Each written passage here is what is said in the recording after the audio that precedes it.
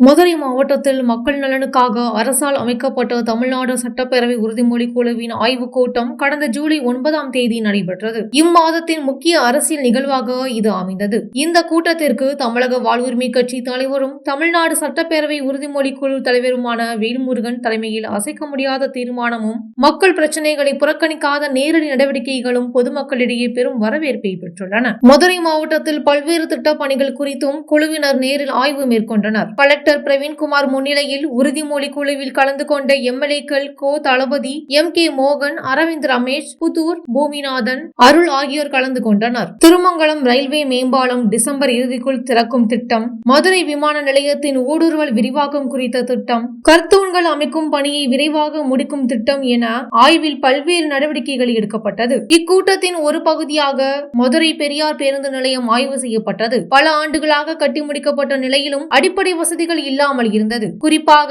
தாய்மார்களுக்கு பாலூட்டும் அறை இல்லை, பயணிகள் எண்ணிக்கையை கருத்தில் கொண்டால் மின் விசிறிகள் கூட இல்லை என்பதை குழு நேரில் கண்டறிந்தது.